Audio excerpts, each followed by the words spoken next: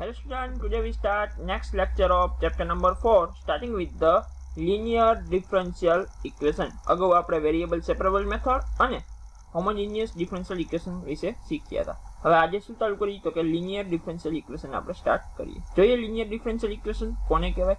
A first order differential equation is said to be linear differential equation. A first order differential equation is said to be linear differential equation if it can be written as dy by dx plus py is equal to q. એક આ format ની અંદર લખી શકતા હોય. બીજું format કે dx by dy plus px is equal to q. જો આ ફોર્મેટ આ બે ફોર્મેટ ની અંદર થી કોઈ પણ એક ફોર્મેટ ની અંદર તમે ડિફરન્શિયલ ઇક્વેશન ને લખી શકતા હોય તો એવા ડિફરન્શિયલ ઇક્વેશન ને કેવા કહેવાય તો કે લિનિયર ડિફરન્શિયલ ઇક્વેશન કહેવાય. રેડી? જ્યાં જો આ હોય કે dy by dx plus py is equal to q, આ તમને ડિફરન્શિયલ ઇક્વેશન આપેલું છે આ રીતનું. રેડી? તો આ લિનિયર ડિફરન્શિયલ ઇક્વેશન છે. એમાં જે p અને q કેવા હશે તો કે p અને q are function of x or constant એ આપેલું હશે. રેડી? કઈ p અને q શું હશે? ફંક્શન ઓફ x હશે. જે ફંક્શન ઓફ x હશે અથવા તો કઈ કોન્સ્ટન્ટ તમને હશે. રેડી? ઓર બીજું ફોર્મેટ આપ્યું હોય કે dx by dy plus px is equal to q, તો p અને q શું હોય કે ફંક્શન ઓફ y અથવા તો કઈ કોન્સ્ટન્ટ. રેડી?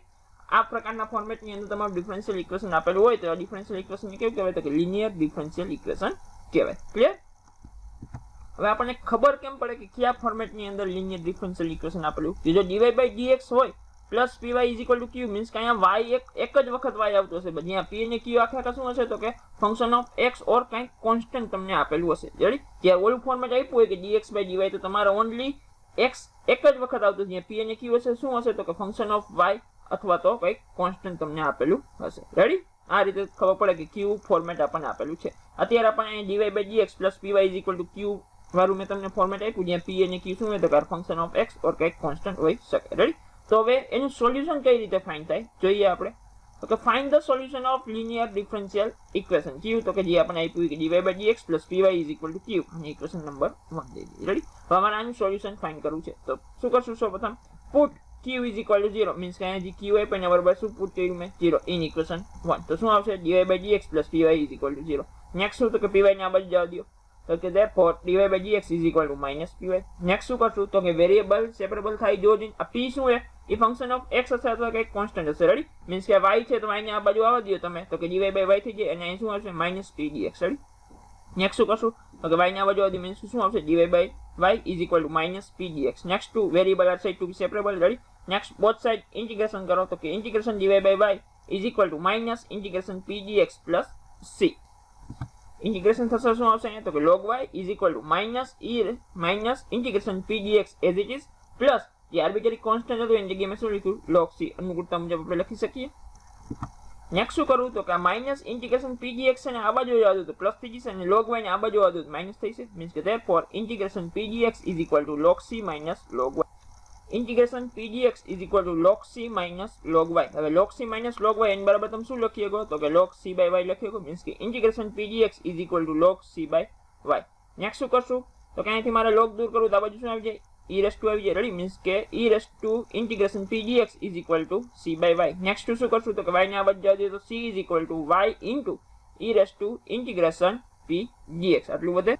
નેક્સ્ટ શું કરી તો કે આનું x પ્રત્યે આપણે ડેરિવેટિવ કરી તો કે now differentiation with respect to x means કે આનું x પ્રત્યે આપણે ડેરિવેટિવ કરી તો કે d by dx બ્રેકેટમાં y into e raised to integration p dx is equal to 0 કેમ કે કોન્સ્ટન્ટ c એનું ડેરિવેટિવ કરો તો એ તો તમારું શું થઈ જવાનું 0 થઈ જવાનું કોન્સ્ટન્ટ નું ડેરિવેટિવ. રેડી? નેક્સ્ટ તો કે આનું આપણે ડેરિવેટિવ કરવાનું છે તો કે ફર્સ્ટ y નું ડેરિવેટિવ કર્યું e raised to integration p dx as it is rakhi means કે શું આવે dy by dx into e raised to integration p dx plus y as it is. આનું તમે ડેરિવેટિવ કરો x પ્રત્યે તો કે શું થશે e raised to integration p dx into integration p dx નું x પ્રત્યે ડેરિવેટિવ શું થાય તો કે જો ડેરિવેટિવ x પ્રત્યે ઇન્ટિગ્રેશન એ x પ્રત્યે મીન્સ કે જે અંદર તમારું જે આપ્યું છે એ તમારા આન્સર તરીકે આવશે. મીન્સ કે p આપેલું તો p તમારું આન્સર તરીકે આવે is equal to 0. મીન્સ આનું જે તમે ઇન્ટિગ્રેશન p dx નું x પ્રત્યે ડેરિવેટિવ કર્યું તો આન્સર શું આવે p આવે. રેડી? is equal to શું છે 0.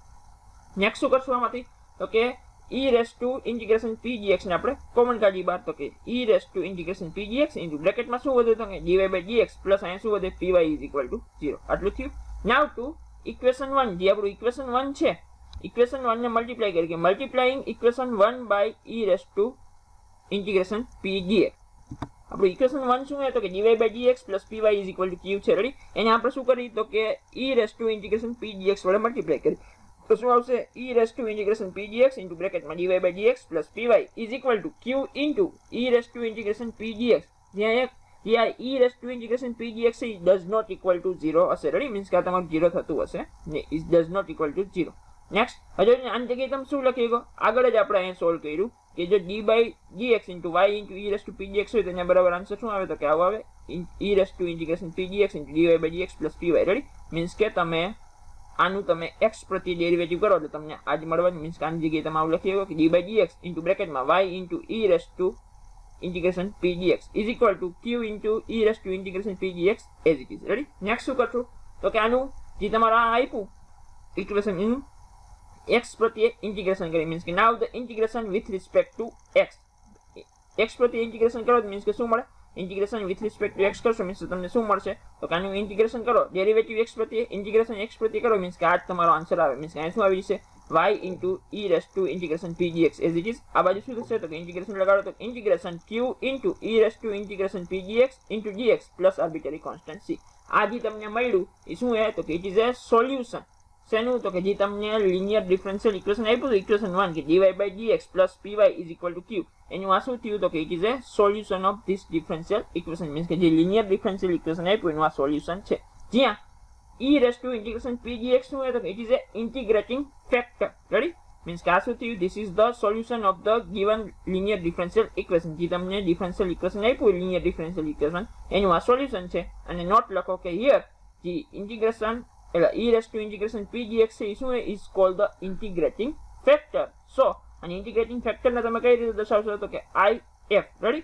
So if is equal to e raised to integration p dx. Means કે e raised to integration p dx એ શું છે તો કે integrating factor છે. નેક્સ્ટ ટુ આપણે એક્ઝામ્પલ જોઈએ લિનિયર ડિફરન્શિયલ ઇક્વેશન ના. એક્ઝામ્પલ નંબર 1 કે dy by dx plus y into cos x is equal to sin x into cos x. હવે જો જોઈએ આ કયા ફોર્મેટનું આપ્યું આ પછી ફર્સ્ટ ફોર્મેટ આપણે વાત કરી કે dy by dx plus py is equal to q અને p અને q શું હોય તો કે ફંક્શન ઓફ x ઓર કંઈક કોન્સ્ટન્ટ. અહીં જો જોઈએ અહીં શું આપ્યું dy by dx plus y into cos x is equal to sin x into cos x. આવું આપ્યું હજુ જોઈએ dy by dx છે પ્લસ py. p એટલે શું તો કે ફંક્શન ઓફ x અહીંયા આપ્યું છે અને q પણ શું આપ્યું તમને ફંક્શન ઓફ x આપેલું છે. રેડી? મીન્સ કે આ જે ડિફરન્શિયલ ઇક્વેશન છે કેવું હોય તો કે it is a linear differential equation છે. રેડી? જોઈએ સોલ્યુશન તો કે શું આપ્યું dy by dx plus y into cos x is equal to sin x into cos x. Equation number 1 Deewane આ ઇક્વેશન ની અંદર p અને q શું છે તો કે p is equal to cos x અને q is equal to શું છે તો કે sin x into cos x છે. Ready? here p is equal to cos x and q is equal to sin x into cos x. Ready? હવે લખું next શું કરશું તો કે ઇન્ટિગ્રેટિંગ ફેક્ટર શું છે તો કે e raised to integration p dx છે તો એ આપણે ફાઇન્ડ કરી લઈએ તો કે is equal to e raised to integration p dx. p બરાબર તો શું છે cos x મીન્સ કે cos x dx. Ready? Next હવે ઇન્ટિગ્રેશન cos x dx શું થાય તો કે it is sin x means કે e raised to sin x તમારો આન્સર આવે. મીન્સ કે integrating factor is equal to શું આવ્યો answer e raised to sin x. Ready? Next to તો ધ સોલ્યુશન ઓફ ઇક્વેશન 1 જે આપણે લિનિયર ડિફરન્શિયલ ઇક્વેશન આપ્યું એનું આપણે સોલ્યુશન ફાઇન્ડ કરવું. તો solution of equation 1 we get આપણને શું આપ્યું હતું સોલ્યુશન તો કે જે આપણે લિનિયર ડિફરન્શિયલ ઇક્વેશન આપણે સોલ્વ કર્યું સોલ્યુશન શું આવતું તો કે y into e raised to integration p dx is equal to integration q into e raised to integration p dx into dx plus c. આમાં તમારે શું મૂકવાનું તો કે e raised to integration p dx ની વેલ્યુ ફાઇન્ડ જે આપણે કરી એ મૂકવાની અને q ની વેલ્યુ મૂકવાની અને તમારાને સોલ્વ કરવાનું. જે સોલ્યુશન આવશે એ આપણું જે ઇક્વેશન આપ્યું 1 એનું શું હે તો કે એનું સોલ્યુશન હશે. રેડી? નેક્સ્ટ તો કે therefore y into આની જગ્યાએ શું આવી ગયું આન્સર તો કે ઇન્ટિગ્રેટિંગ ફેક્ટર બરાબર તો e raised to sin x આવ્યું. મીન્સ કે e raised to sin x is equal to integration q શું હે તો કે q is equal to sin x into cos x છે. રેડી? પુટ કરવાના તો કે sin x into cos x into આની જગ્યાએ તો e raised to sin x આવશે into dx plus c as it is. Ready? Next શું કરશું તો કે y into e raised to sin x as it is equal to integration sin x into e raised to sin x into cos x dx plus c as it is. Ready? Next શું કરશું તો કે હું sin x is equal to t લઉં. Ready? તો કે cos x dx is equal to શું થઈ જાય તો કે dt. રેડી? મીન્સ કે sin x is equal to t then cos x dx is equal to dt. આપણે શું લીધું તો કે sin x is equal to t and cos x dx is equal to dt. Ready? અને આપણે આમાં put કરીએ તો કે y into e raised to sin x as it is રાખું. રેડી? એમાં કઈ મારે પુટ કરવાની જરૂર નથી. ઇઝ ઇક્વલ ટુ જે અહીંયા તમને આપ્યું ઇન્ટિગ્રેશનમાં sin x into e raised to sin x into cos x dx plus c એમાં આપણે પુટ કરી. ઓકે, નેક્સ્ટ ટુ શું આવશે? એમાં ઇન્ટિગ્રેશન sin x ની જગ્યાએ t into આની જગ્યાએ શું આવશે? e raised to t into cos x dx ની જગ્યાએ શું આવી જાય? dt plus arbitrary constant c as it is. Next to okay, t into e raised to t dt નું ઇન્ટિગ્રેશન શું થાય? તો કે u ની રીતે integration of u into v ની જે આપણે ઇન્ટિગ્રેશન કરો એ રીતે તમારું આનું થશે. રેડી? ઇન્ટિગ્રેશન બાય પાર્ટ્સ મુજબ. તો શું થશે? t as it is integration e raised to t dt minus integration d by dt into t into integration e raised to t dt into dt plus c. આ રીતે થશે તમારે integration by parts પ્રમાણે. Ready? Next તો કે t as it is આનું integration શું થશે? તો કે e raised to t minus d by dt into t means કે આનું શું થાય? 1 into integration e raised to t dt શું થશે? e raised to t. Ready? વળી પાછું એનું integration e raised to t into dt તો શું આવશે? e raised to t જ આવશે. means કે minus e raised to t plus arbitrary constant c as it is. next તો કે આમાંથી e raised to t common કાઢ્યો શું આવશે? આ બાજુ શું હોય? તો કે y into e raised to sin x as it is equal to આમાંથી e raised to t common કાઢો આ બંનેમાંથી means કે e raised to t into bracket માં t minus 1 plus arbitrary constant c as it is. next શું કરશું? તો કે t ની જગ્યાએ sin x આપણે પુટ કરી દઈએ. તો કે y into e raised to sin x as it is equal to e raised to t means કે શું આવશે? e raised to sin x into bracket માં t minus 1 means કે શું આવશે? sin x minus 1 plus arbitrary constant c as it is. next શું કરશું?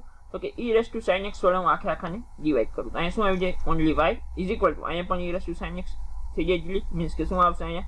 તો કે sin x minus 1 plus અહીંયા e raised to sin x નથી means કે આના છેદમાં આવી કે c by e raised to sin x તો આ રીતે લખી શકો કે c into e raised to minus sin x કેમ કે છેદ છે ને અંશમાં જવા દો means કે આ રીતે means કે છેદમાં e raised to sin x હોય ને અંશમાં જવા દો તો e raised to minus sin x આવે. રેડી? means કે y is equal to sin x minus 1 plus c into e raised to minus sin x. આ શું થયું? તો કે it is a solution of our linear differential equation. જે તમને linear differential equation આપ્યું હતું ઇક્વેશન 1 એનું આ શું થયું? તમારું સોલ્યુશન